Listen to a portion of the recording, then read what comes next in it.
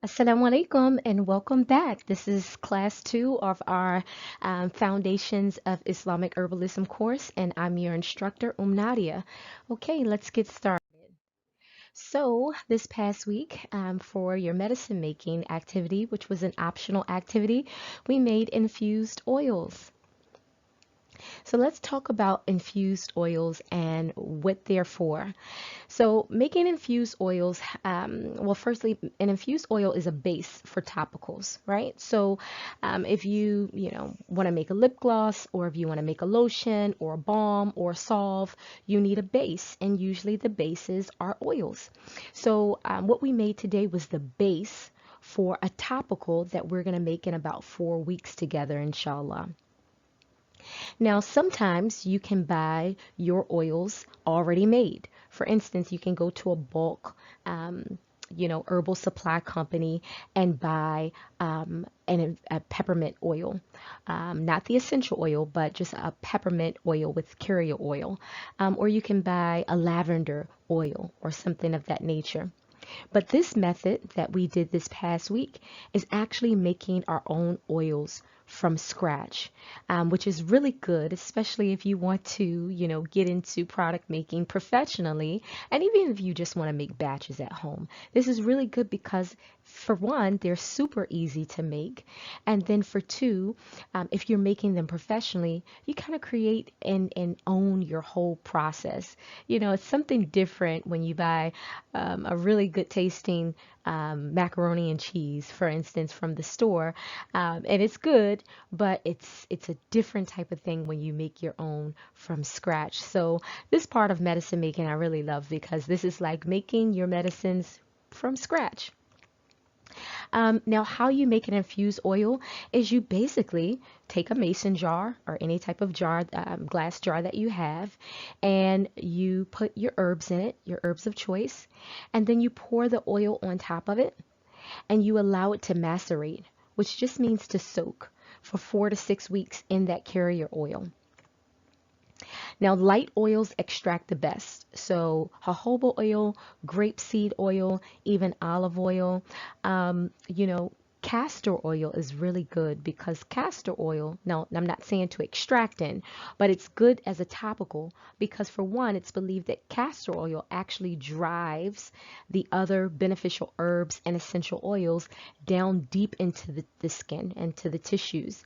So castor oil would be great to make a infused oil with, but if you know anything about castor oil, it's super thick and it's super hard to make a good extraction in. So you might come across heavier oils like castor oil and want to extract in them, but I can just tell you from experience, they're not the best oils to extract in. So stick with some of the lighter oils, grapeseed oil and olive oil being the two main ones. Jojoba can be on the expensive side, so but if you want to extract in that is a really great oil, and also almond oil is a really great oil to extract in as well. Now, after about 4 to 6 weeks, the herbs have infused into the oil. So if you used grapeseed oil, for instance, you no longer have grapeseed oil, but if you used, say, peppermint herb in your oil, then you have a peppermint infused oil. Now, again, oils can then be added to your topical formulations, like your lotions, your butters, your soaps, your salves, anything like that, your lip balms. And also, your infused oils can be made with fresh and dried herbs. Personally, I like dried the best.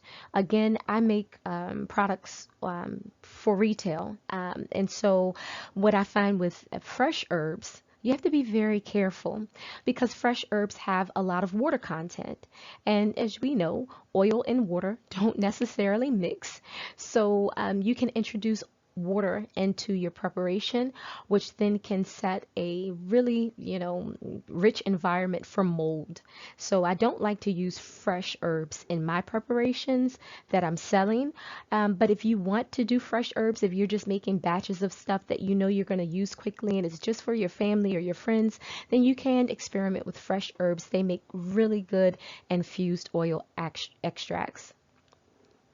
Now, something that I wanted to mention to you is that there are methods that can be employed if you want to make a really quick infused oil.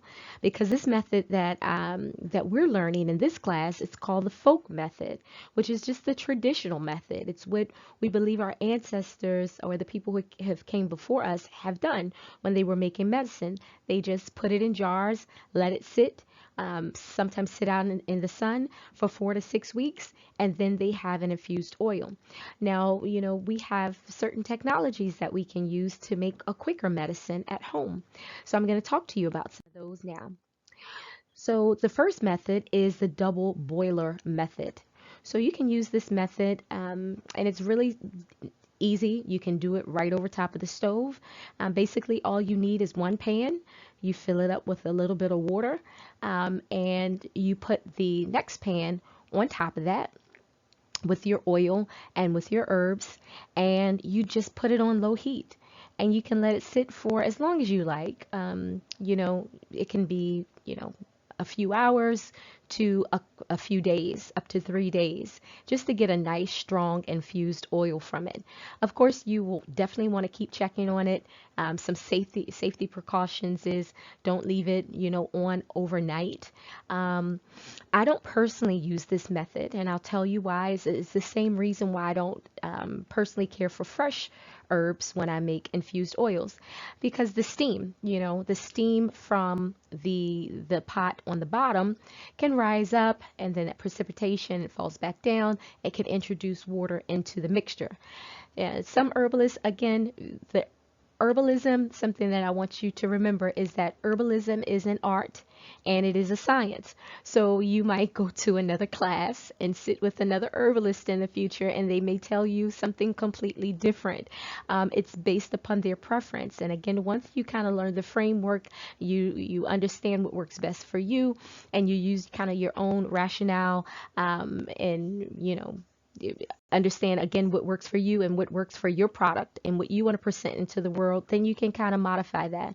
So my rationale why I don't use the double boiler again is to just kind of avoid contaminants. And then as you can see, the oil is pretty exposed to the environment, and so I don't prefer this method, but it is a method that you can use for medicine making, especially if you're just making stuff for at home. Like if you have a child who is having earache and you want to make a quick garlic oil to drop some, put some garlic oil into their ears. Well, this would be the method for that. There's nothing wrong with that. But again, professionally, I don't choose to use that for my own reasons. So another method is the mason jar and pot method, which is similar to the double boiler. But basically here, all you're doing is you're using a pot, putting some water in it, and then you're using a mason jar. So you'll set the mason jar inside of the pot with your herbs and your carrier oil. And here they don't have a lid on the jar. I would definitely put a lid on that. But you let it sit on the stove under low heat for 1 to 3 hours or 1 to 3 days. Again, it depends on the strength of oil that you desire. Now, this is the method that I personally use, and it's the crock pot method. I like it for one because crock pots are pretty safe, right? We can slow cook in them, and they're set up to where we can leave them on overnight, and they're pretty safe in that they won't go above a certain temperature. So with the crock pot method, I have a special crock pot set to the side just for my medicine making. I found this to be very effective, and I really like this method. You basically just turn your heat on low, and you can let it go for as long as you like. And what you want to do again, the water will eventually kind of boil off, so you just want to keep checking on it every few hours or so and just adding water back where it boils off. safe. But this I found has been very safe and very effective to make a strong infused oil in just a couple of days. So if you like, you can go ahead and speed up your process. If you did the infused oil activity last week, you can try one of these methods and, make your medicine even faster. Completely up to you. So now let's talk about our sleep journal homework from last week.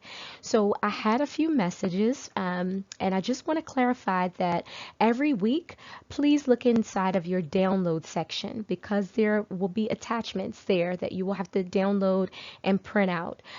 So last week you had a sleep journal, and that was part of your assignment for this week to keep a sleep journal for 7 days and just kind of monitor your sleep and try to get your sleeping patterns according to the Quran and the Sunnah.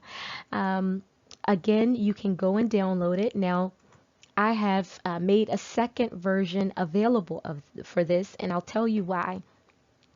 This is kind of going to go into our clinical classes, which are further down the line for you guys. But for one, behavior change from a clinical perspective. So in the first sleep journal that you guys have from last week, in that sleep journal, it was some recommendations and there were some questions. Let's see if I can find mine. So some of the recommendations were based upon the Quran and Sunnah again, but they were to, for one, go to bed early. Okay, so we talked about in that sleep journal some hadith about where Prophet Muhammad sallallahu alaihi wasallam, he talked about, after Isha, he, going to sleep, not doing a whole lot of talking, not a whole lot of activity, and then waking up early so we can pray the night prayer and for Fajr. But then before going to sleep, there were some things in that sleep journal that we discussed about performing wudu, and also making a specific supplication that Prophet Muhammad sallallahu alaihi wasallam suggested for us. Also dusting and cleaning the bed before we go to sleep. There was recommendations in there of turning off the light before we go to sleep, and also some discussions about yawning. Again, mashallah, very good information. If you have not, go back and download the sleep journal from last week and start your sleep journal starting today, inshallah. Now, the thing that has been updated in this new sleep journal is about taking a midday rest or a nap. That's something that Allah talks about in the Quran when he talks about the 3 times of privacy for adults, right? There are 3 times that adults we have that Allah has given to us, that we're supposed to have our privacy. And one of them is after the Isha prayer, because that is a time that we put off our clothes, and emotionally we have that time to wind down. Mentally we have that time to wind down, and then physically we have that time just to disengage, which is really super important for moms, right? Because we run about all day and we attend to our family, and not just moms but wives and daughters and sons. We're busy attending to people, but these times are for us to attend to ourselves. Now, why didn't I include that in the first handout? For one, and we'll talk about this in some of our future courses, inshallah, clinically, like if you decide to start your own herbal practice and people come to you, Muslims come to you, and they want advice about how to stop dis-ease in areas of their life, you might have a whole plan put together, right? But for a person who's been stuck in certain patterns of behaviors, certain patterns of eating, certain patterns of thinking, certain patterns of emotional states of being, it's hard to implement new things. It's really, really hard. And that's one of the reasons why I wanted you to do the sleep journal, because, you'll get to witness this firsthand. And then that will help you with patience with people. So in doing that, sometimes we have to introduce what's most important and then kind of take baby steps with our clients, right? And so, and I want to kind of just lead by example with that. And so this week, then we have the nap, and the nap is huge. You might think, oh, well, that's just one thing. You put 3 or 4 things in that other handout, but this is just one extra thing. Well, this is a big thing because sometimes people are so busy during the day that like, I can't stop now. I'm too busy. I want to keep the kids up so they'll fall asleep early tonight. We have all these things because we're deeply engrossed in our day. So taking a nap, if that's something that, culturally you're not used to, is a hard behavior change. Even though we know we have the proof that it comes from the Quran, that it comes from the Sunnah, these things are still hard. And Allah is most merciful with us. And that's why we have the verses in the Quran, Allah repeats to us over and over again because the nature of us, we're naturally forgetful. And so He speaks to that and He reminds us and He sends us signs and He slowly, just like when the Quran was being revealed, the first commandments were not hijab, not to stop drinking alcohol. What was it? It was tawheed, right? So sometimes we have to call people, our clients, to what's most important and then introduce some other things later, And so, again, this is part of our clinical course, which is even if you don't decide to treat clients one day, it's still good to have because it helps you kind of understand your own psychology in that way and to be patient with ourselves. So, so that leads me to something else that you all had questions about. Many of you have emailed me wanting to know what is the next step? What's after IH101? What's the, whole course listing for the Muslim Herbalist Certification Program? There is 30 credit hours involved in this program that consists of 10 courses. Again, IH101 is the first of those 10 courses. Next, we have HA202. So that's Herbal Actions. It's an in-depth look at herbs from the Quran and the Sunnah. We analyze over 25 different herbs from the Quran and the Sunnah, and we just take an in-depth look at the actions of those herbs. Also, there's another course after that, the spiritual, physical, emotional, and mental energetics of disease. We have product design courses where we teach you how to create effective halal herbal medicines. There's a whole dosing course, which is hugely important. A lot of people don't look at herbal medicine as real medicine sometimes, but there are so many documented cases of people dying from herbal medicine overdosing, or they're taking herbal medicines that are contraindicated for them perhaps because of some underlying disease they have, maybe an allergen, or even it being like, conflicting with a medicine that they're taking. So dosing is super important. We have a whole course on just dosing herbal medicine. We also have clinical herbalism courses where, for those of you all who intend to open up your own practice one day and treat Muslims, we have a whole 3 courses lined up to show you how to do clinical herbalism, right? How to set up your own practice, how to treat clients, how to do intakes, how to do assessments, how to prescribe certain treatments and recommendations according to the Quran and Sunnah. So this is a wonderful program. Alhamdulillah, I'm so excited to teach it and be there with you in this journey. So that is just a glimpse of this program, and I hope that this course gives you the motivation that you need to continue on with your studies in this Muslim Herbalist Certification Program. I also want to take this opportunity to tell you about an amazing program that we have here at the Halal Natural Products Academy. So we have something called the Registered Muslim Herbalist Program. And this is a lot different than our Certified Muslim Herbalist program that you're taking, because we understand that a lot of you are already practicing herbalism. So some of you have been practicing herbalism for years before you started this program. We respect that, we applaud that, and we want to celebrate in your success. For those of you who are already practicing herbalism, you can apply to be a part of our Registered Muslim Herbalist program. And what this is, it's an association of Muslims all around the world who practice herbalism, right? We not only allow you to network with these Muslims by bringing, us together through conferences and monthly networking opportunities. You will also have the opportunity to get discounts on some of the services and programs that we offer here. Additionally, you'll be listed as a registered Muslim herbalist in our registrations or registry pages on our website. So people who are coming to our website looking for, practitioners of Islamic medicine will get to see your name right on that list as a registered Muslim herbalist. Now, this association is great because of all of those benefits and more. But another perk of this program is that you will be able to use the acronyms RMH behind your name, standing for Registered Muslim Herbalist. We want to give you the opportunity to add credibility and distinction to your practice. And people are looking for, these certifications. They're looking for these educations. This, our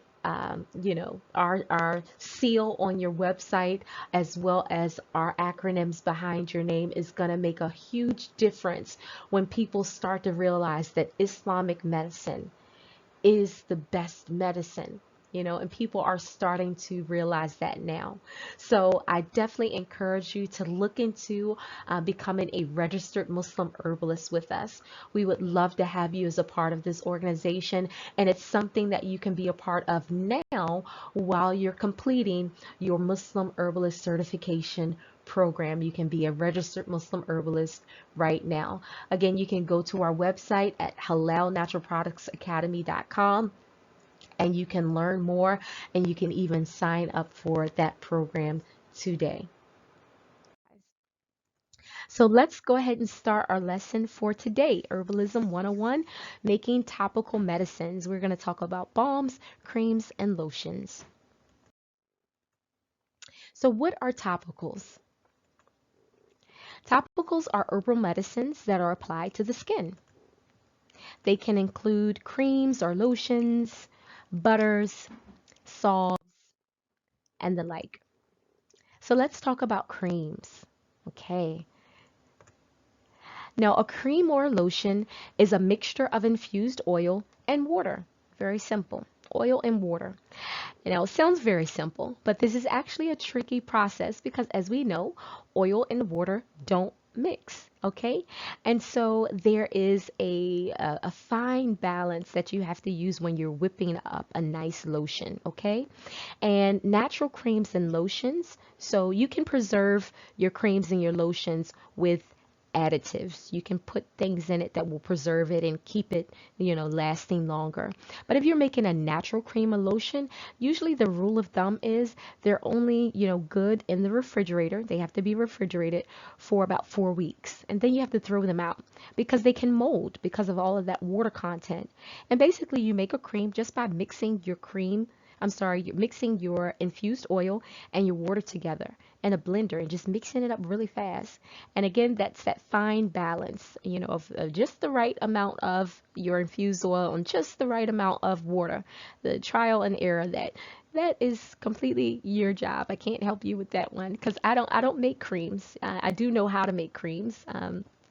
But I don't choose to make them professionally only because they don't have a long shelf life, meaning they don't last very long once they get to the customer. And I like to stay away from anything that can cause some mold problems. All right, so let's talk about salves. What are salves? So an herbal salve is made with infused oil, which has beeswax added to create a thicker consistency. I love salves because they're less messy and they're easier to carry around than a lotion or a cream, okay? Or even a butter. Because if you make something, you make a butter, you put it in your purse. If it's a hot day and you leave your purse inside the car, you want to leave the cream inside the car, you come back and it's melted all the way down. Well, salve will melt too, but depending on how much beeswax you use in that mixture, it will stay firm for you, okay? And then even when it's cold, it cools off and it gels together much faster than a cream, lotion, or even a butter. So that's what we're actually going to make in a couple of weeks in this class. We're going to make a salve. And if you purchased an herb kit, then you have your beeswax pestles in there. We'll talk about how to make a salve later. I don't want to get into that. But yeah, salves are really cool to use. And also in your herb kit, you see these little tin jars. You guys have some in your herb kit as well for making your salve. So let's talk about butters. Now, a butter is usually made with a butter, like shea butter or mango butter or cocoa butter, and it's infused with oils. And it also can be mixed with beeswax. So you'll see, if you're like me, and you go into stores and you kind of look at other people's products, you'll see how these names like creams and salves and butters are used interchangeably. Okay, these things have their own differences. Okay, but they are used interchangeably. And in this picture down on the bottom at the right, you'll see that this particular company, they call this product a salve, which implies that they're using beeswax. Which, if you look at the ingredients, after it says wax, they do put beeswax in it, but you'll also see that they use shea butter. And that's what I mean. Herbalists and product makers, once you learn the basics, herbalism becomes an art for you, right? It becomes an art once you know the basics. So again, these words are sometimes used interchangeably, but for our purposes, it's good to kind of to define them so you know exactly what they are. So why are topicals important? Firstly, the skin is part of the integumentary system, okay? This system is our first barrier of defense against infection. Also, our skin helps to regulate our body temperature. It removes water waste. It protects against harmful rays from the sun, and it produces vitamin C. So, if you've ever detoxed before and you did a holistic detox, then you know how important the skin is, because a lot of the waste from your detox, whether you're doing a water fast or you're doing a juice or a smoothie fast, all of that waste comes out from the skin. And Dr. Sebi, I do agree with some of his detox principles. He actually has a detox where he suggests that people focus on cleansing the skin. When they detox, to kind of remove that waste, and he recommends like you can using eucalyptics, which I agree with. you know um, this system is hugely important and, helping to prevent disease and removing disease from the body. So making topicals are a great way to get medicine over a large portion of the body at once. Now, there are two parts of the system, and one is the epidermis, and then the other is the dermis. So, topicals have a way into the sweat glands, affecting the hair follicles, the blood vessels, and the nerves.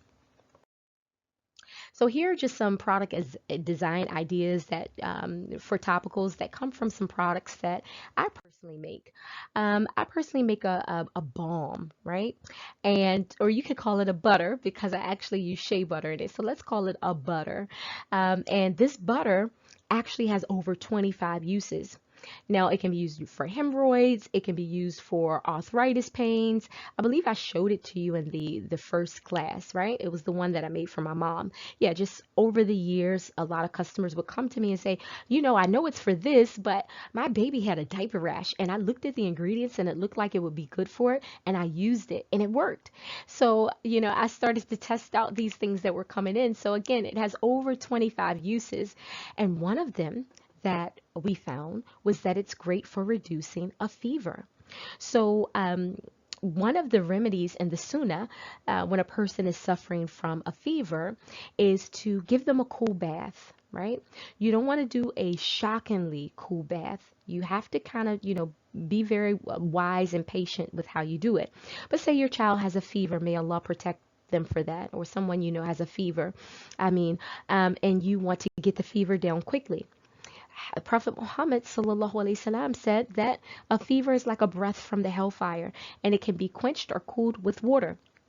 So what we do is you get like a cool, bowl of water and maybe a washcloth or a sponge, and you just sponge the person gently all over their body, right? To cool them off.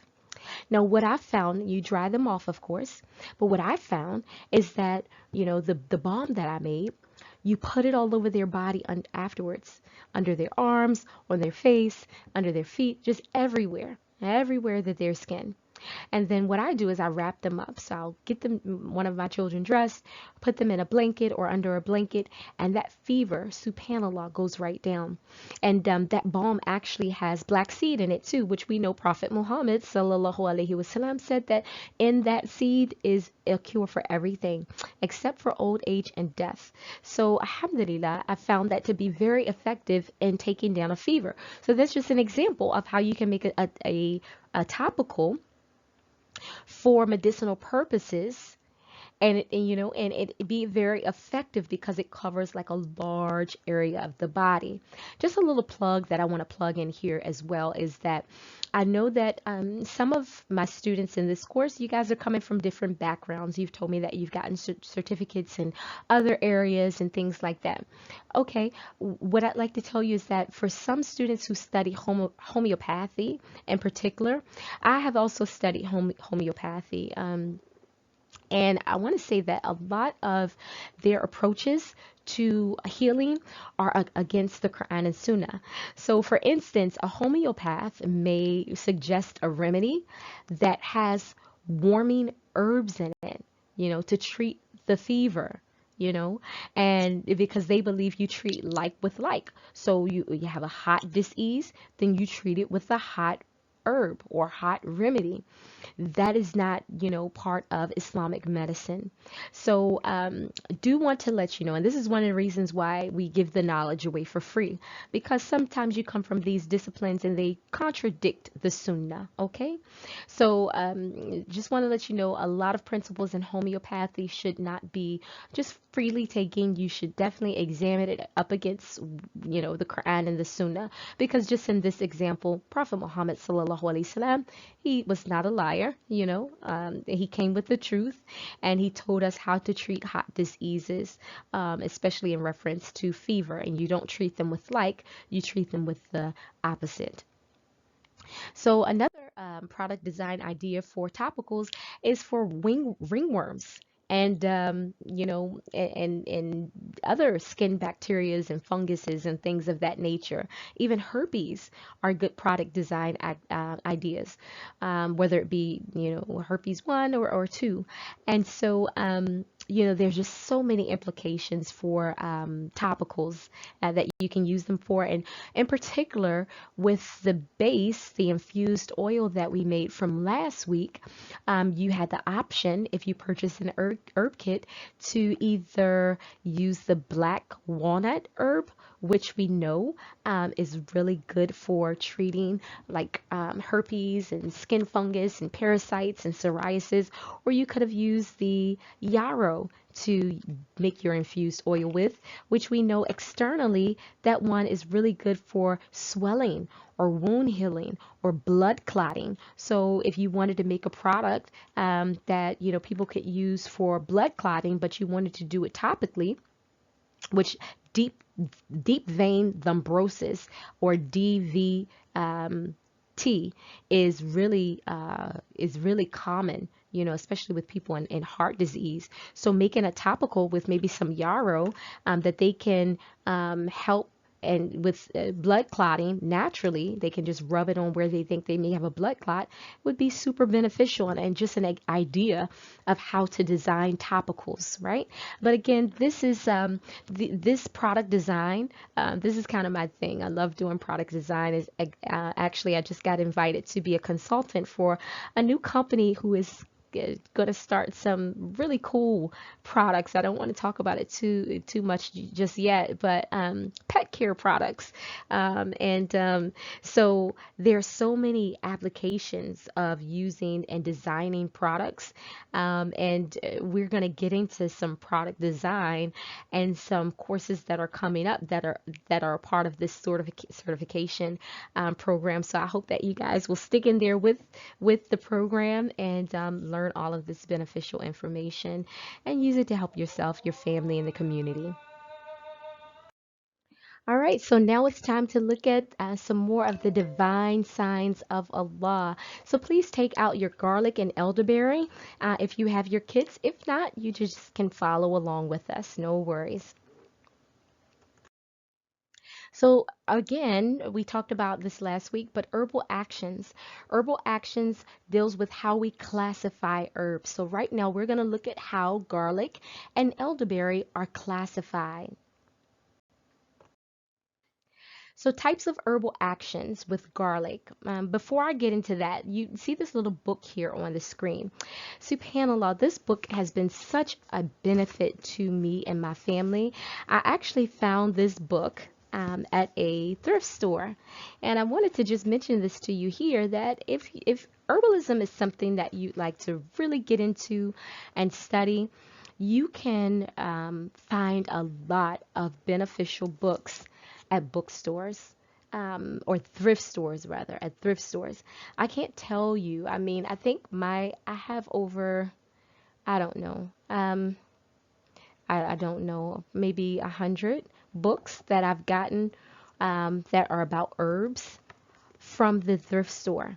And some of them are actually textbooks.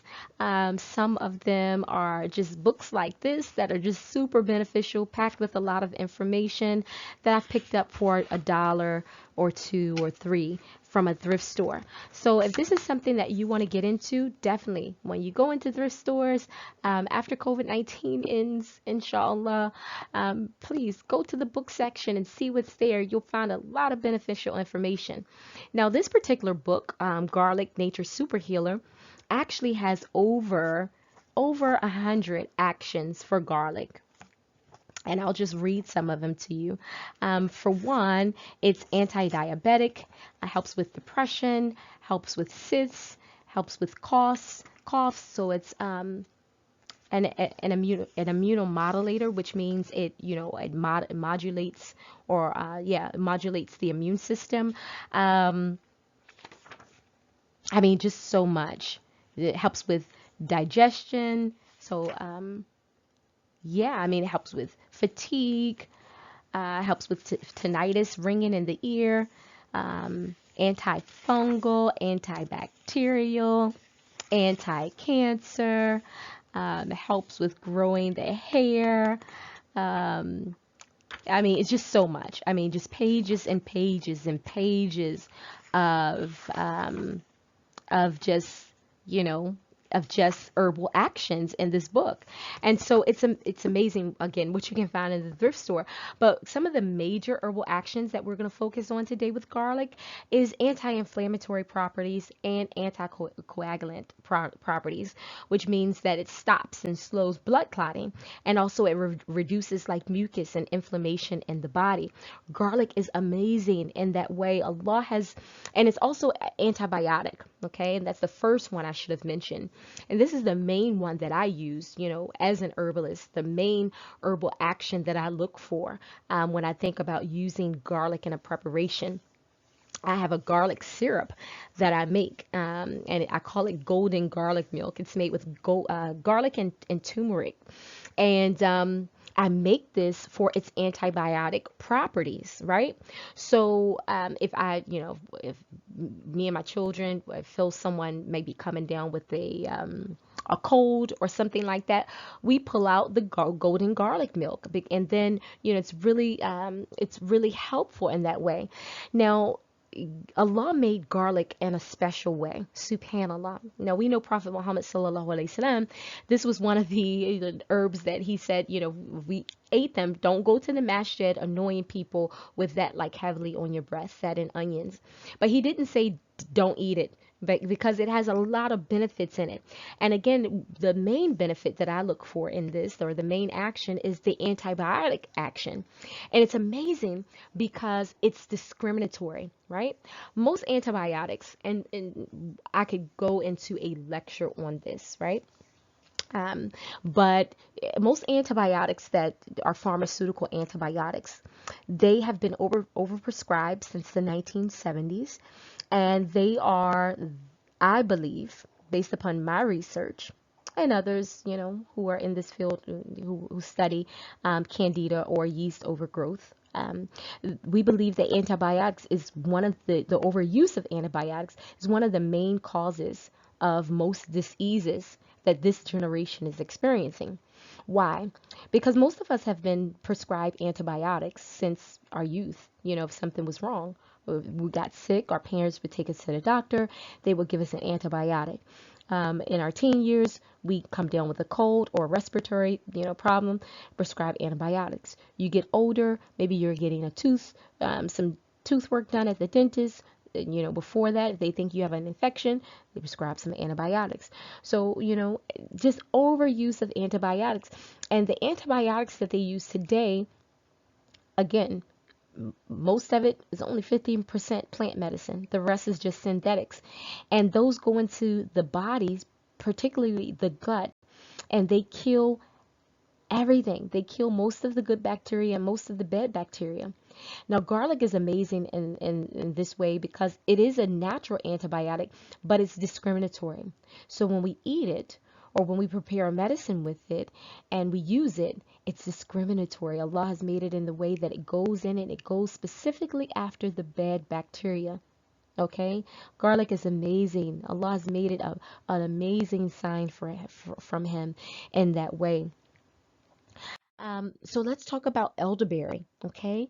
The main action, and elderberry is another one that has a lot of different actions. And by the way, with the elderberry plant, you can actually use the stems, you can use the leaves, and you can use the fruit that you see here. But in your herb kit, we have the berries, the dried berries is what you have. And particularly the berries have strong antioxidant effects. Now, antioxidants are compounds that are usually found in most fruits or citrus fruits, and they bind with free radicals in the body. So free radicals are harmful substances that can land on the body. They're just kind of floating out in the environment. They can land on the body and harm the skin, and they can also enter the body through the entrances, the eyes, the nose, even the ears. The ears are part of the United Airway System. A lot of people don't realize. So germs can enter your body through the ears as well, and they can wreak havoc, these free radicals. Where antioxidants, which are found in elderberries, actually bind to these free radicals, and they stop them. They fight them, and they sequester them, and the body fights them off. So you'll find that a lot of people, when they feel a cold coming on, if they have an herbalist, the herbalist will tell them start taking some elderberry. And especially, when COVID-19 came about, elderberry was the popular herb. Oh, we need to strengthen the immune system. Gotta get some elderberry. And it is helpful when you are facing colds, but there are a lot of different applications for elderberry. And so last week we talked about organoleptic testing, right? When you test your herbs and you use your five senses to do that. So what I want you to do, for those of you all who have your herb kit, is I want you to perform your, excuse me, your organoleptic testing with these two herbs this week. Examine the taste, examine the touch, the hearing, the smell, and the sight. Now here's the thing, with garlic, when you see garlic, when you taste garlic, when you smell garlic, you don't even need to touch it or hear it. You know what garlic is, okay? But it's still good to do that because sometimes you can buy garlic in a powdered form. And so knowing these things, knowing these things, especially the taste and the smell, is really important to identify it properly when it's in a different form. hmm Because sometimes well, most of the time, we can buy our herbs in different forms. You can buy them in just you can buy them fresh, you can buy them dried, you can buy them, and they look completely different. Most of the time, they look completely different than from when they're fresh to when they're dried. But you can also buy them like cut and sifted. You can buy them also powdered. And so it's good to know the to have to experience them through the senses, so that no matter what form you can, if you taste it, okay, and possibly even smell it, you can know what it is. So what I'd like for you to do this week, if you have an herb kit, use your 2 organoleptic worksheets, do your organoleptic testing, and then take pictures of your worksheets and upload them into our homework section, and I will go over them and we can discuss what you've discovered through your senses, inshallah. So we also talked about last week about herbal energetics. Now, herbal energetics, again, this is a subject that I love to teach, and we're going to have an introduction of this today, but it deals with how we match the herbs to the person, how we match the herbs to the person. So we have an example that we're going to cover this week. Okay. All right, so say you're a clinician or you're a herbalist. You have gotten your registered Muslim herbalist sealed and you're open for business. And your first client is a 32-year-old construction worker. Okay, now I know most sisters will not be dealing with brothers, but just this is totally hypothetical situation. Okay, and this is a 32-year-old construction worker. He goes to his herbalist and says, he's been having severe headaches. He's also been experiencing heart palpitations for the last 2 weeks. And additionally, he's been coughing up a lot of mucus and he's been experiencing a low-grade fever. All of these are very, very alarming, complaints. Okay, so what do we do? How do we examine this? Now, first, as an herbalist, and you are going to want to ask questions, okay? Ask questions. And again, this comes later where we're in our clinical herbalism course, specific questions that you ask. But this herbalist, you asked him questions about his eating habits, his work life, and other life events. So through these series of questions, the herbalist discovers that the man was asked by his boss to paint. And this is a task, this is a job that he usually doesn't do. Now, upon further questioning, it's discovered that the man doesn't always wear a mask when painting. This is not something he usually does. And so he's, for whatever reason, not wearing a mask when he's painting. Now, the herbalist recommends first and foremost that he starts to wear a mask, and a gloves to reduce free radical exposure, to reduce some of the contaminants from the, paint coming into his, eyes and ears and nose and mouth. So that's the first thing that the herbalist suggests. Now, the herbalist also suggests that the man starts to take a daily elderberry supplement to strengthen his immune system. Now, elderberries' actions are dry, which will clear away the mucus because mucus is wet. Elderberry, some of its actions is it's actually classified as a dry herb, so it clears away that mucus. Okay, and elderberries are also cooling, which may reduce the man's fever. More importantly, elderberries have antioxidant action, which inshallah will provide some protection from the harmful toxins from the paint. After 2 weeks of taking the elderberry extract, the man reports that his symptoms have completely stopped and he is feeling much better. Okay, so this is just one example of why herbalism is so important, because a lot of the chief complaints that this person came in with were serious. They may have even been serious enough for him to visit the ER, Okay, if he would have done that, they probably would have listened to his complaints, saw the state that he was in, and ran him through an MRI machine or other types, and did all sorts of intrusive tests, taking blood and things of that nature, without really asking him much about his life, because their job, at the ER is to, yeah, stop the symptoms. They may have given him some headache medicine, um, giving him something to possibly stop the heart palpitations.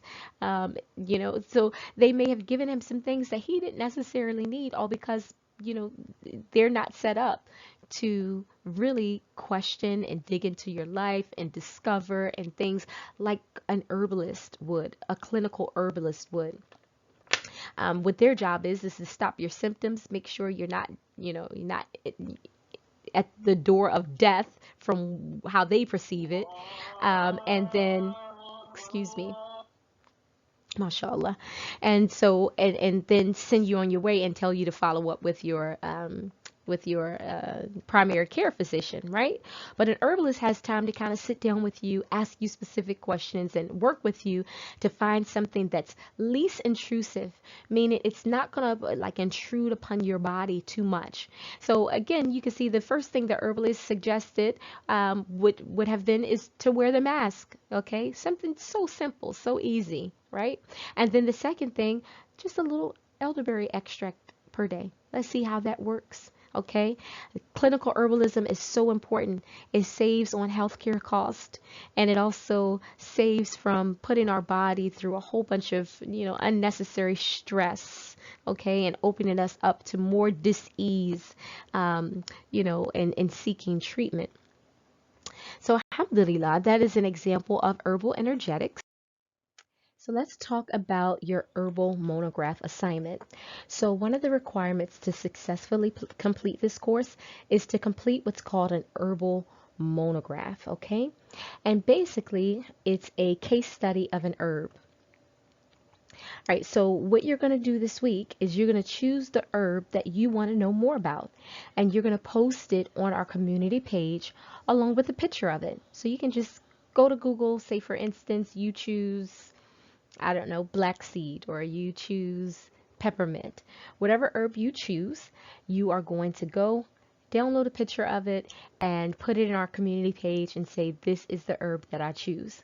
Now, next week, we're going to go over the details, inshallah, in our next class of the monograph. So all the parts that it includes. But it's going to be so easy for you because we provide the template. So you'll have a template and it's just one page. Okay, so it's just probably maybe a paragraph or two about this particular herb. So why do we do this assignment? This assignment is super important because you get to know herbs on a deeper level.